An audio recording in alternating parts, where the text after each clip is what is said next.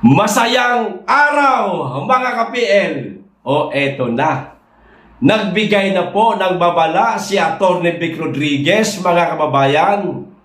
Babala po ito sa lahat ng mga DDS at sa lahat ng hakbang ng maisog member.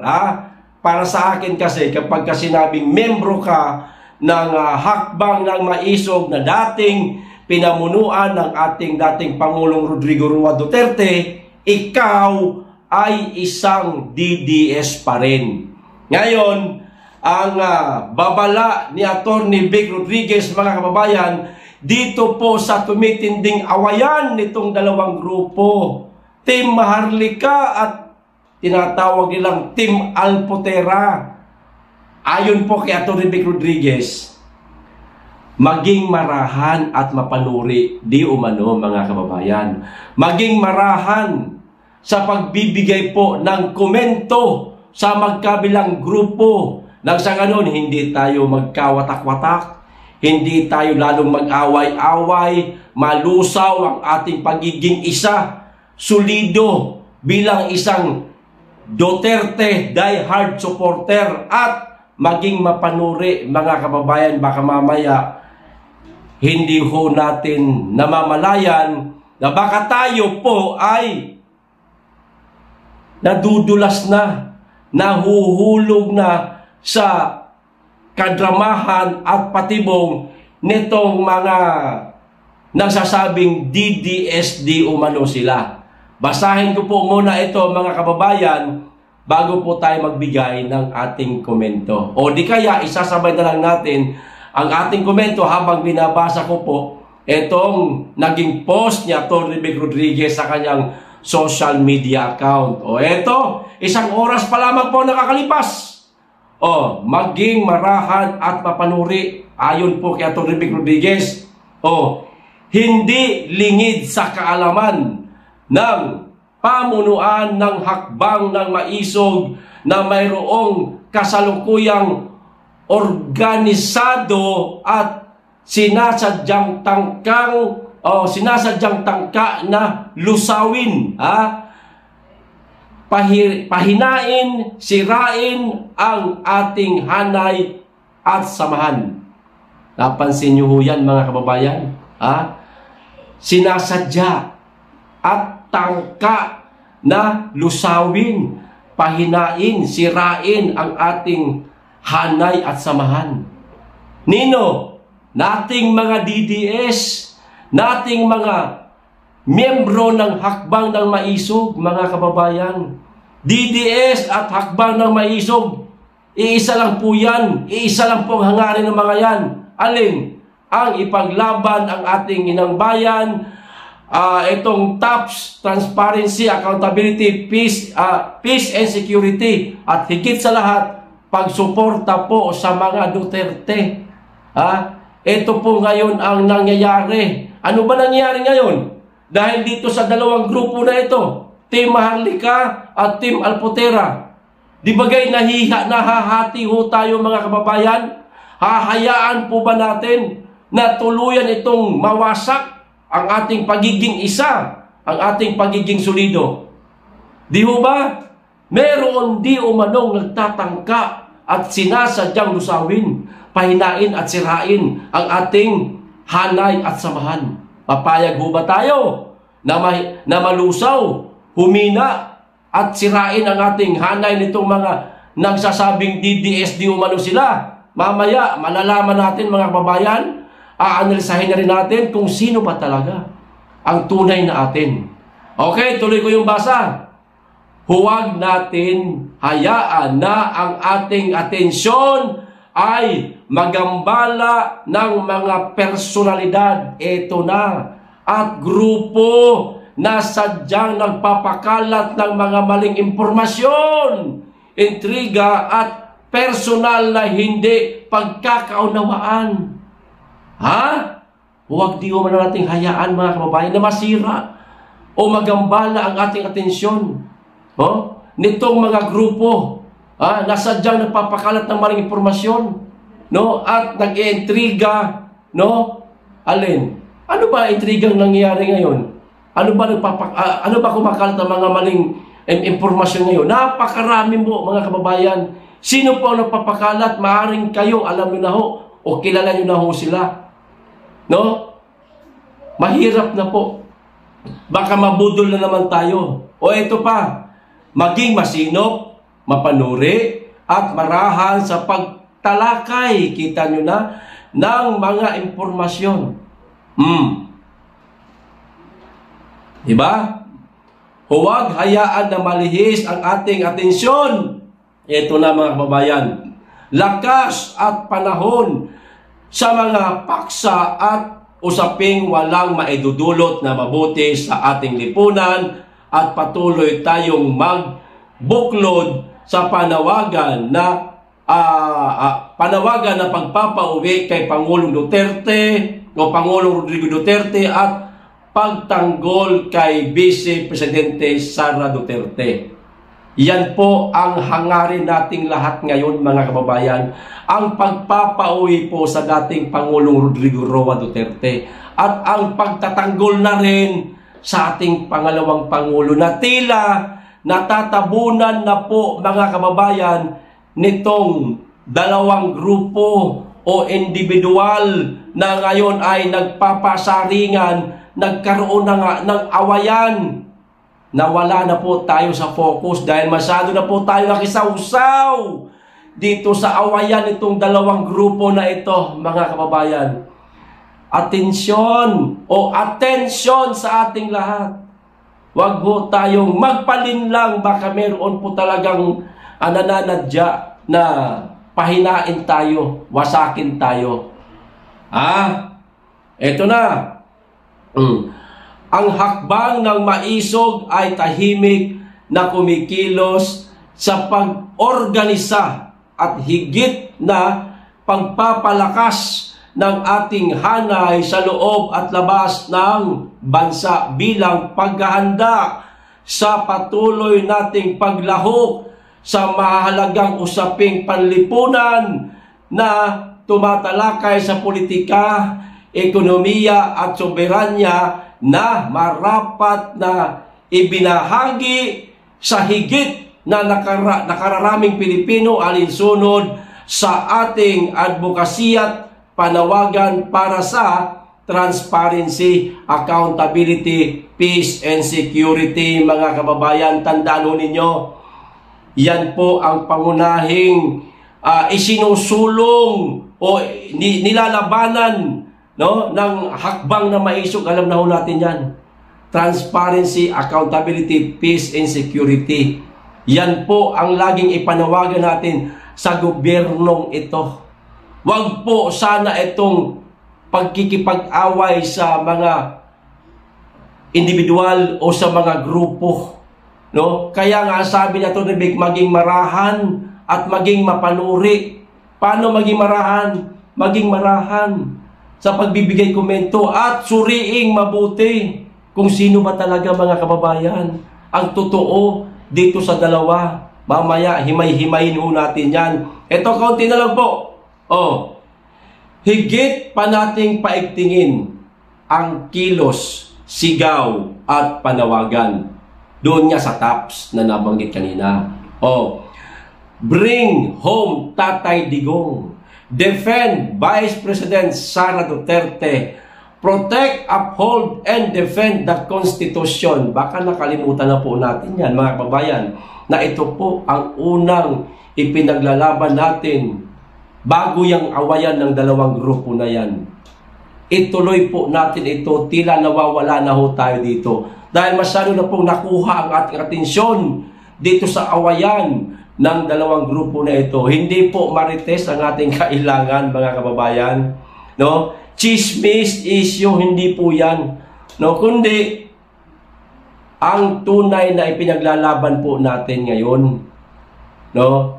Ito nga, meron na namang mambubudol na mga ilang grupo.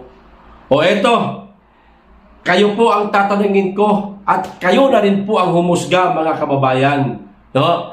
Maganda yung sa inyo po manggaling. No? Pero syempre ako, magbibigay din ako ng sarili kong opinion.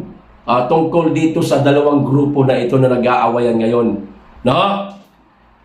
Sino sa palagay ho ninyo ang tunay na mga DDS? Itong Team Maharlika o Team Alpoterang tinatawag ni Maharlika? Okay. Team Alpotera muna tayo. Sino-sino ba ang mga kasama dyan? Nariyan sila Joey, nandyan sila Kipichu ba yun?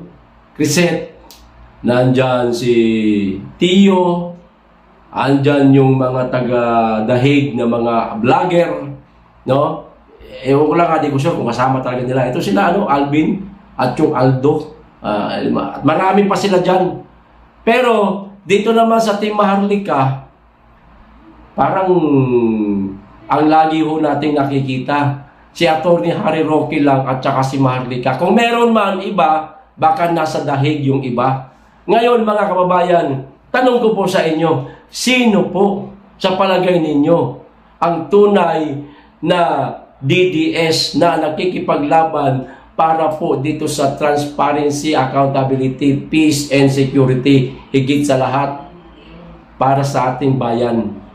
At sino po sa dalawang grupo na yan? O, kayo na po ang sumagot, mga kababayan. Paki-comment lang po. Ako naman, para sa akin, ito po ang sarili ko, ha.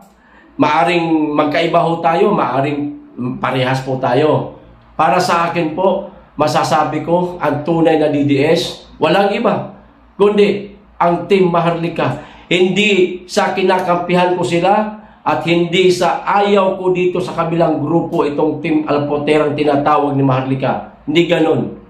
Bakit? Bakit ko nasabing tunay na mga DDS itong Team Maharlika? Si Maharlika, matagal na pong nakipaglaban yan. Matagal na pong DDS yan. Kung hindi ako nagkakamali, hindi pa po yata nabubuo ang salitang Duterte diehard supporter. DDS na po yan. Ibig sabihin, supporter na po yan ng ating dating Pangulong Duterte. Ayon na rin po sa mga larawan na ibinahagi niya po sa kanyang social media account. Lalo na ngayon, mga kababayan, na nagkaisa po si Atty. Harry Roque at si Maharlika. Sino naman si Atty. Harry Roque? Alam na ho nating lahat. Dati ho siyang spokes ng ating dating Pangulong Duterte. At ano nangyari sa kanya ngayon? Di bagay hinahunting din ng administrasyon ni Marcos dahil sa pakikipaglaban niya, dahil sa pagiging DDS niya, katulad ni Maharlika na natagtad na ng kaso. Etong kabilang grupo, pinatawag sa TRICOM. Ayan. Merong mga umiyak, merong mga natakot, merong nasaktan sa grupo nitong tinatawag nilang Team Alpotera. Pero kalaunan, ano nangyari? Di ba'y naging nagkaayos sila o naging maayos yung, ewan ko lang kung naging maayos ba sila ng mga taga-TRICOM o at saka itong grupo nila. Di ba? Meron pa silang kinakaharap ngayon ng mga demanda na katulad ng kinakaharap nila Atty. Harry Roque at Maharlika? Wala. At ano ang usap-usapan dito sa grupong ito? Di umano, mga bata ito ni Amy Marcos. Ayon po yan sa usap-usapan, mga kababayan. No? Wala po tayong prueba dyan. No? Pero kayo na lamang po ang humusga. Yan po ang babala ni Atty. Vic Rodriguez, mga kababayan. Maging marahan at maging mapanuri. Kaya kayo na po ang humusga.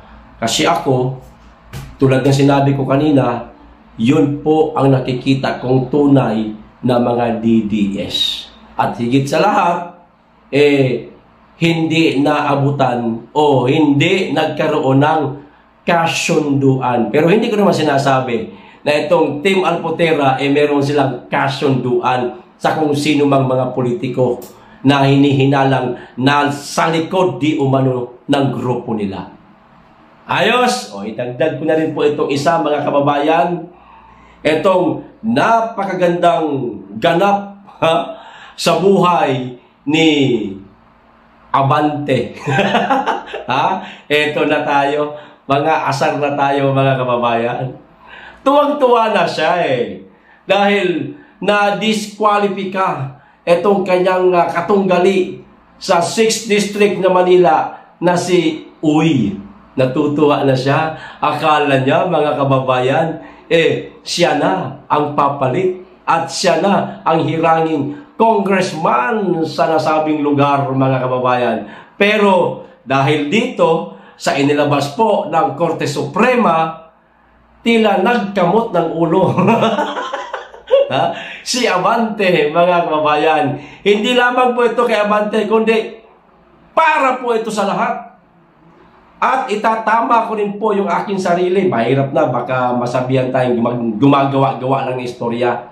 Yung tungkol po sa nasabi ko sa isang vlog ko na di umano maaaring hindi makaupo ang ating dating Pangulong Duterte bilang alkalde ng Davao City at madidisqualify at papalit itong si Nograles. Maaaring mali ako doon mga kababayan. Inaamin ko po yan.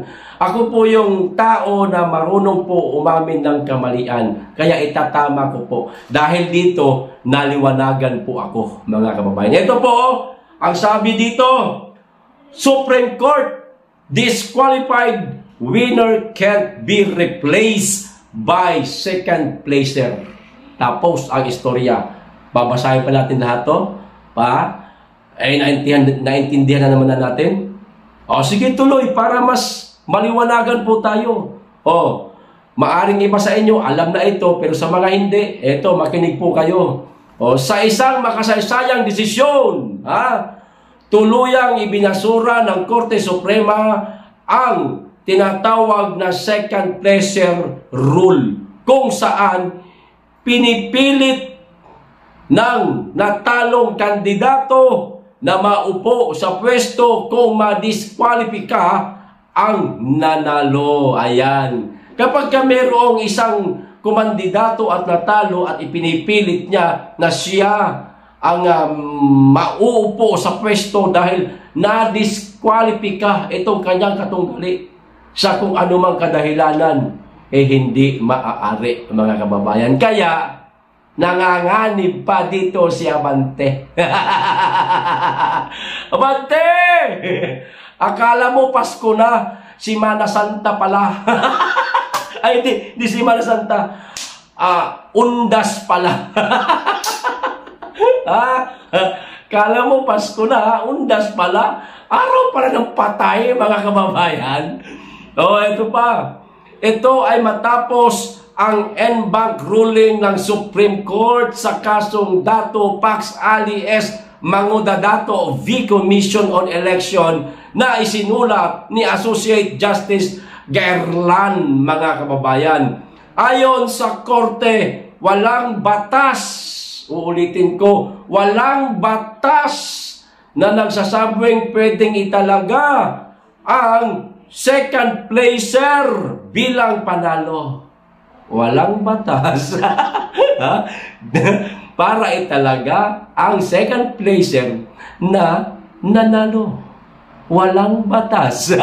Abante, narinig mo? Walang batas.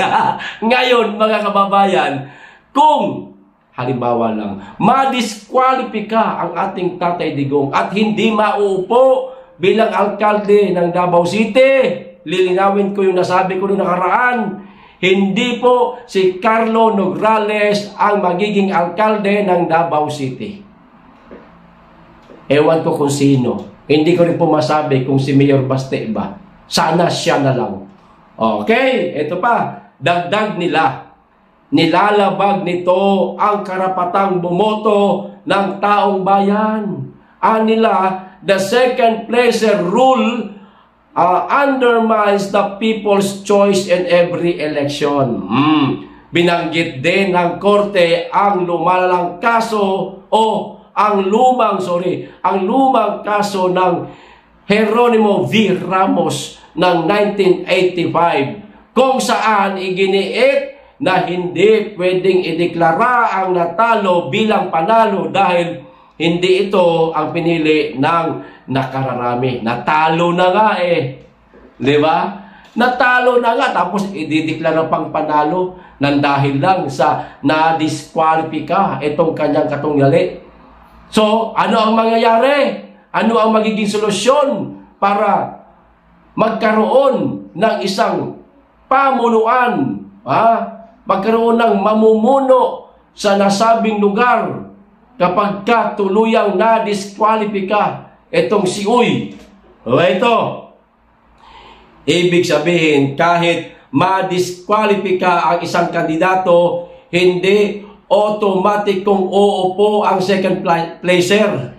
Kailangan pa rin ng bagong halalan o legal na proseso. Nakuha niyo po, mga kababayan? Legal na proseso o hindi kaya ay panibagong halalan. So, ang mangyari ho nito, mga kababayan, maaaring magkaroon po ulit ng special election, no, sa nasabing distrito na yan. Saan nga yun din? 6th district ba yun na Manila? Maaring sila-sila lang magbobotohan. Depende na sa kanila kung anong klaseng botohan po ang gagawin nila. Ganon din po dito sa Davao City. No? Kung sakasakali man, wag naman sana, na hindi talaga maupo ang ating Tatay Digong bilang alkalde ng Davao City, magkakaroon po ulit ng panibagong halalan dyan lang po sa Davao City o di kaya legal na proseso. Ganyan po ang mangyayari. Hindi yung basta ituturo na lang ni Bangag o ikaw na lang. Hindi pwede yan.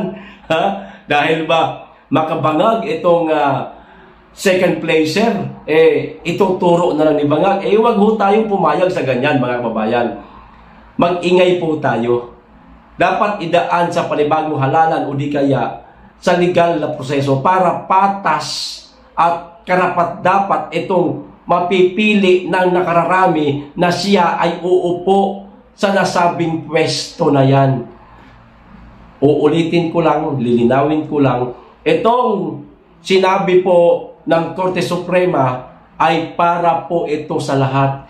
Hindi lamang po ito kay Abante, mga kababayan, ha? Nagkataon lang kasi na si Abante po ang nababanggit natin dito na pangalan dahil siya ho itong merong ganitong kaso ngayon. Siya ang second placer, may nanalo sa kanya, pero parang ipadidisqualify ho yata. No? Kaya siya ang nababanggit natin. Madaling salita, mga kababayan, iyakan na ito. Yung tuwa at ngiti ni Abante na baka siya ang mailalagay sa pwesto na yan, bigo ho siya. Abante! Akala mo Pasko na, undas pala. Ayos! Hanggang dito lang po, mga kababayan. Maraming salamat, mag-iingat kayo lagi at higit sa lahat, mahalin po natin ang Pilipinas.